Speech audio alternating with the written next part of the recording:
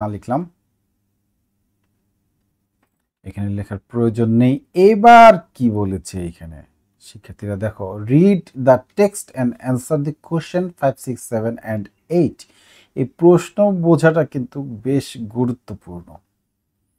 কি বলেছে যে এই টেক্সট পড়বো এবং 5, 6, 7, 8-এর উত্তর দিতে হবে এই প্যাসেজটা পড়ে। দেখো এখানে বাংলাদেশ বিষয়ে এসেছে। দি name of our country is Bangladesh. It became independent in 1971. It is a small country. এটা একটা ছোট্ট দেশ। এটা 1971 সালে স্বাধীন হয়েছিল। Dhaka is its capital. Dhaka হচ্ছে এর রাজধানী। দি total area of our country is 1,47,570 square kilometre. তাহলে দেশের আয়তন হচ্ছে 1,47,570 বর্গ kilometre. About 160 million people leave here. প্রায় 160 মিলিয়নের 16 কোটি হয়, আর একটু বেশি আসলে বর্তমানে এখানে বাস করে। Bangladesh is mainly an agricultural country. Bangladesh হচ্ছে প্রধানত একটা কৃষি প্রধান দেশ, agricultural country. Most of the people are farmer. বেশিরভাগ লোক হচ্ছে কৃষক। The main crops of the country are rice, jute, tea and sugarcane. প্রধান শস্য হচ্ছে ধান, পাট, চা এবং ইক্ষু, আখ। সুগার কেন মানে আখ। আমরা মানিকগঞ্জের আঞ্চলিক ভাষায় বলি কুশুল আর কি, যা থেকে চিনি হয়। It is called on the land of rivers. এটাকে নদীর দেশ বলা হয়। ল্যান্ড অফ রিভার্স মানে এটা নদী মাতৃক দেশ। দি মেইন রিভার্স আর দি পদ্মা, দি মেঘনা অ্যান্ড দি যমুনা। প্রধান নদীগুলি হচ্ছে পদ্মা, মেঘনা, যমুনা। হ্যাঁ, পদ্মাকে পদ্মা লেখা হয়, কিন্তু আমরা বাংলা এটাকে পদ্মাই বলবো। Bangladesh is a beautiful country. Bangladesh একটা সুন্দর দেশ। There are many historical place in Bangladesh. বাংলাদেশে অনেক ঐতিহাসিক জায়গা আছে। The Sundarbans, Rangamati and Cox's Bazar are very attractive. Sundarban, Rangamati, Cox's Bazar খুবই আকর্ষণীয়। Cox's Bazar is the longest sea beach in the world. বিশ্বের মধ্যে সবচেয়ে লম্বা সমুদ্র সৈকত হচ্ছে Cox's Bazar. Every year many people come here to visit it. প্রতি বছর অনেক লোক এটাকে পরিদর্শন করার জন্য আসে। The royal Bengal tiger lives in the Sundarban. Royal Bengal tiger সুন্দরবনে বাস করে। Bangladesh is a peaceful country. Bangladesh হচ্ছে একটা শান্তিপূর্ণ দেশ। People want to live here in peace. লোকজন এখানে শান্তিতে বাস করতে চায়। I love my country very much. আমি আমার দেশকে অনেক ভালোবাসি। আচ্ছা, তাহলে এবার শূন্যস্থান পূরণ আমরা করতে পারবো। যদি এই প্যাসেজটা পড়ে আমরা বুঝতে পারি তাহলে শূন্যস্থান পূরণ কোনো ঘটনাই নয়। কিভাবে লিখবো অলরেডি দেখিয়েছি, যে answer to the question number 5, তারপরে এ বি সি ডি নম্বর দিয়ে শুধু এই শূন্যস্থানের শব্দগুলো লিখে দিলেই হবে। নিঃসন্দেহে হবে। কেউ কেউ মনে করে বাক্য তুলে না দিলে নম্বর কম দেবে। না না না, বাক্য তুলে দিলে কাউকে নম্বর বেশি দেওয়া হয় না, এবং শুধু শূন্যস্থানে যা হবে তা লিখে দিলে নম্বর কম দেওয়াও হয় না। কাজেই আমরা সময় বাঁচানোর জন্য অবশ্যই আমরা যা শূন্যস্থানে যা হবে তাই এবিসিডিতে লিখে দিব। তাহলে আমরা দেখি এখানে বাংলাদেশ বিকেম ইন্ডিপেন্ডেন্ট, তাহলে এটা হবে এইখানে ইন্ডিপেন্ডেন্ট হবে ইন 1971। 1971 সালে বাংলাদেশ স্বাধীন হয়েছে। Dhaka is the capital of Bangladesh. এখানে হবে capital. Bangladesh is mainly an agricultural country. Bangladesh হচ্ছে প্রধানত কৃষি প্রধান দেশ। ইট হ্যাজ মেনি হিস্টোরিক্যাল, ঐতিহাসিক স্থান আছে। হিস্টোরিক্যাল প্লেসেস মানে ঐতিহাসিক স্থান। Most of the people of Bangladesh are farmers. বেশিরভাগ হচ্ছে কৃষক। বেশিরভাগ লোক হচ্ছে আমাদের দেশে কৃষক। তাহলে হয়ে গেল শূন্যস্থান। এবার চলে যাচ্ছি 6 নম্বরে ট্রু ফলসে। Bangladesh is a free country. হ্যাঁ, ইন্ডিপেন্ডেন্ট এবং ফ্রি একই। ফ্রি মানেও স্বাধীন এবং ইন্ডিপেন্ডেন্ট মানেও স্বাধীন। ফ্রি যদি আরও অর্থ আছে, ফ্রি মানে যে আমরা যে মাগনা পাই, একটা কিনলে আরেকটা ফ্রি, একই বানান, কিন্তু এই ফ্রি আরেকটা অর্থ হচ্ছে স্বাধীন। তাহলে এটা ট্রু, এই যে ট্রু বানান এখান থেকে দেখে তারপরে আমরা লিখব TRUW, true. It is a big country, এটা একটা বড় দেশ না, বাংলাদেশ একটা ছোট দেশ, তাহলে এটা ফলস, এটা হবে ফলস।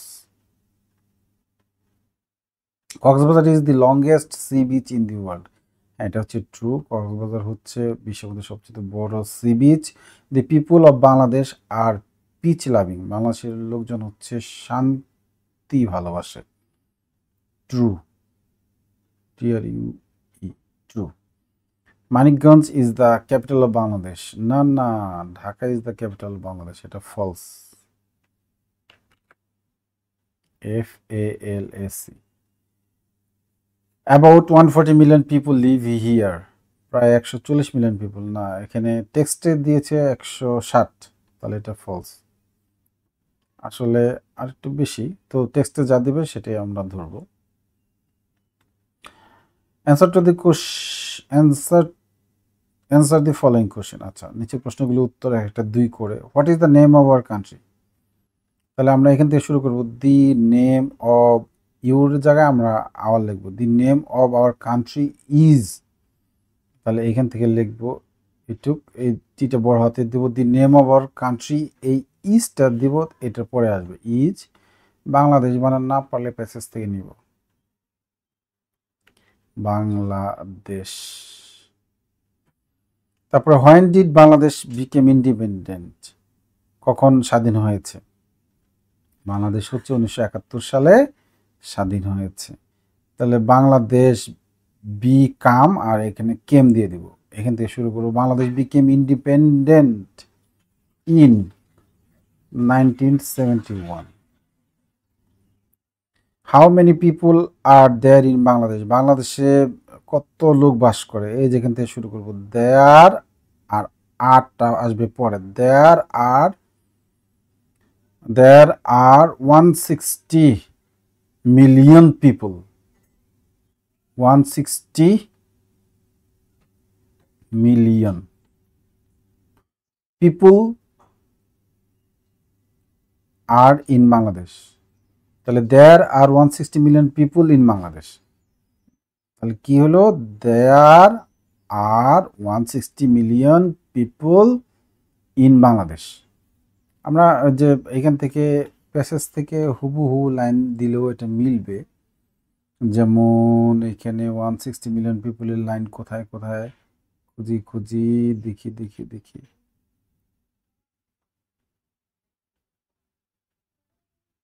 পাচ্ছি না কেন, এই অ্যাবাউট 160, অ্যাবাউট প্রায় বলছে এখানে, যদিও ঠিক এই লাইনটা লিখে দিলেই হয়ে যাবে। এই যে অ্যাবাউট, এখান থেকে about 160 million people live here, হুবহু এই লাইনটা দিয়ে দিলেই হবে।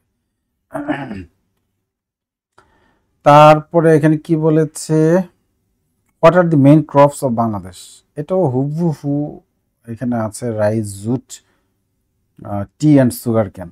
তাহলে আমরা এই প্রশ্ন থেকে শুরু করতে পারি, দি মেইন ক্রপস অফ বাংলাদেশ, এখান থেকে শুরু করব, টি বড় হাতের দিব, আর এই আরটাকে এখানে নিয়ে আসবো, আর তারপরে দিব রাইস, জুট, টি, সুগার কেন, এই বানানগুলো ওইখান থেকে আমরা নিব। তারপরে কি গেল, where does the royal Bengal tiger live, তাহলে এখান থেকে শুরু করব, দি রয়্যাল বেঙ্গল টাইগার, টি অবশ্যই বড় হাতে দেবো প্রথমে, দি রয়্যাল বেঙ্গল টাইগার, এখানে লিভস দিব, একটা এস যোগ হবে, এই যে এটা দেখে আমরা একটু মনে রাখবো, DOES, ডাজ, এই ডাজের এই এসটা আমরা একটু এইভাবে মনে রাখি, যে লিভস ইন সুন্দরবন, সুন্দরবন বানান প্যাসেজ থেকে দেখে নিব। তাহলে আশা করছি যে এই প্রশ্নগুলোর উত্তর খুব সহজে শিক্ষার্থীরা তোমরা পারবে, যদি একটু প্র্যাকটিস করো তাহলে তো অবশ্যই পারবে, আর বাংলাদেশ নিয়ে তো জানতেই হবে। এবার 8 নম্বর কি বলেছে, সাপোজ ইউ আর সাবিহা অথবা নিলয়, মনে করো যে তুমি সাবিহা অথবা Niloy, Jessica and is your Jessica এবং অ্যান্ডি, জেসিকা অথবা Andy is your pen friend, তোমার কলমি বন্ধু। পেন ফ্রেন্ড মানে যে আগের দিনে চিঠি লিখে বন্ধুত্ব স্থাপন করা হতো এবং বন্ধুত্বকে আহ, আহ, চালিয়ে নেওয়া হতো শুধু চিঠি, দেখা নাই সাক্ষাৎ নাই, শুধু চিঠি লিখে, তাকে পেন ফ্রেন্ড বলে। এখন আসলে পেন ফ্রেন্ড এর যুগ নাই, এখন হলো ফেসবুক ফ্রেন্ড। তো যাই হোক, শি অর হি, এখন শি অর হি দিছে, তার কারণ হলো যে জেসিকা যেমন মেয়ে আর অ্যান্ডি যেমন ছেলে। She or he wants to know about your homeland, অর্থাৎ সে তোমার মাতৃভূমি সম্পর্কে জানতে চায়। Now write a letter to your friend giving description about your homeland. এই অ্যাবাউট ইউর হোমল্যান্ড অর্থাৎ মাতৃভূমি নিয়ে, অর্থাৎ বাংলাদেশ নিয়ে লিখতে হবে। তাহলে এই শুরু আর শেষ করতে পারলে আর এখান থেকে যতগুলো খুশি ততগুলো বাক্য লিখে দিলেই কিন্তু হবে। এখানে সবগুলোই মেন বডিটা এই প্যাসেজ লিখে দিলেই হবে। তো শুরু এবং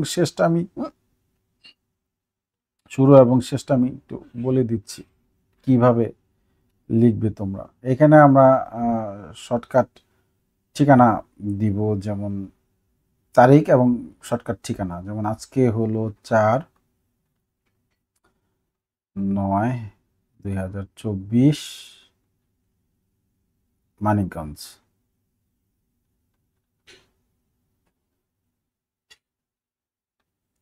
তারপরে এখানে লিখবো এটা নিচে এখান থেকে ডিয়ার। তাহলে এইখানে নাম কিন্তু ইচ্ছা মতো না, নাম কিন্তু এখানে দিয়ে দিয়েছে চিঠিতে, কিন্তু এখানে কার কাছে লিখতে হবে নাম বলে দিয়েছে, জেসিকা অর অ্যান্ডি। এই নামটা কিন্তু শিক্ষার্থীরা উল্টাপাল্টা করে, এটা একটু কৌশলী হলেই এটার ভুল হয় না। এখানে যে পরের দুই নাম আছে এটা হলো বন্ধুর নাম, আর প্রথমে যে নাম আছে এটা হলো নিজের নাম।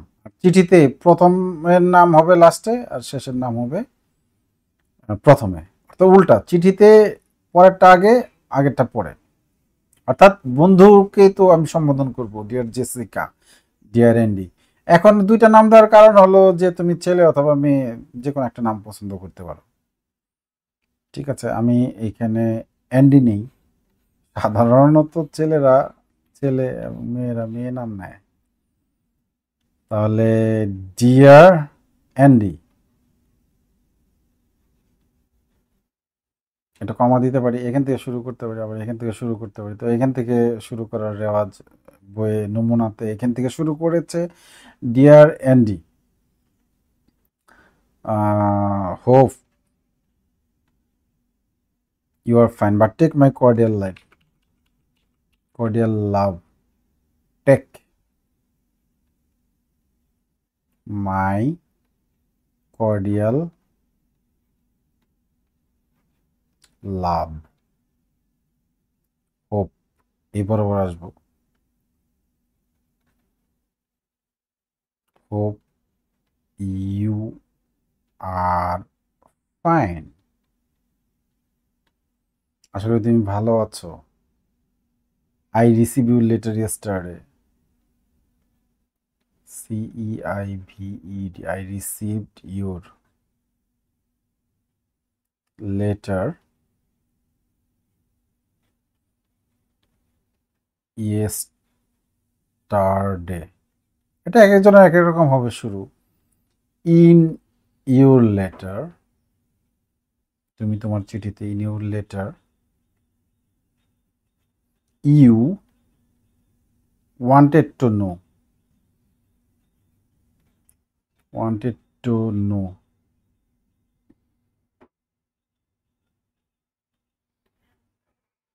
you wanted to know, তুমি তোমার চিঠিতে জানতে চেয়েছো about,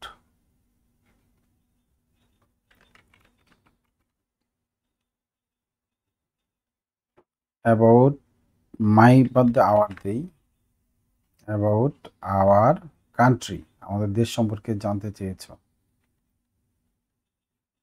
now I am writing about it, now I am সংক্ষেপে লিখতে পারি, আই এম রাইটিং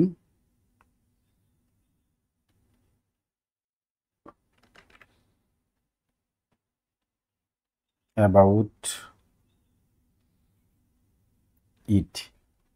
এটা শুরুটা এরকম হতে পারে, তারপরে এই প্যাসেজ থেকে লিখে দিলাম বাংলাদেশ নিয়ে, একেবারে সব প্যাসেজ থেকে লিখে দিলাম। তোমরা আবার এরকম ডট দিও না, কিন্তু এখানে তোমরা এই মেইন বডিটা তোমরা প্যাসেজ থেকে লিখবা যতটুকু খুশি।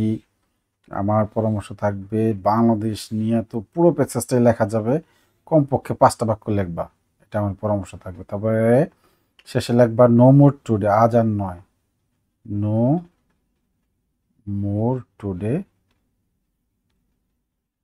Right to me soon, write to me soon, আমাকে তাড়াতাড়ি জবাব দাও। ইউর লাভিং ফ্রেন্ড, আমরা লাস্টে লিখে দিই ইউর লাভিং ফ্রেন্ড। ওই যে ওখানে প্রথমে যে নাম ছিল সেটা এবার শেষে দিয়ে দেব, ইউর লাভিং ফ্রেন্ড, যে আমার নাম আর কি, সাবিহা বা নিলয়। আমি ছেলে হলে নিলয় নিব, মেয়ে হলে সাবিহা নিব, তো নিলয়, লাভিং ফ্রেন্ড নিলয়। এখন কথা হলো যে খাম দিতে হবে কিনা, না খাম দিলে, খামের জন্য কোনো নম্বর বরাদ্দ নাই 5-এ, এটা উপরের শ্রেণীতে অবশ্যই আছে। 5-এ যখন সমাপনী পরীক্ষার খাতা যে মানবন্টন খাতা দেখার যে নিয়ম ছিল সেখানে কিন্তু বলা ছিল যে খামের জন্য কোনো নম্বর বরাদ্দ নাই, তবে তোমরা চাইলে খাম একে দিতে পারো, সমস্যা নেই, চাইলে দিতে পারো, এর জন্য কিন্তু কোনো নম্বর নেই। খাম একে এখানে টু থাকে, কার কাছে লিখবো, আর এখানে ফ্রম নিজের ঠিকানা থাকে, তাহলে এখানে বন্ধুর ঠিকানা লিখবা, বন্ধুর বাবার নাম, মায়ের নাম, গ্রামের নাম এগুলো থাকবে, আর ফ্রম এখানে নিজের নাম দাম থাকবে। এই তো, যত দূর পারো লিখে দিবা, আমার মতো এরকম ডট ডট না দিয়ে লিখে দিবা।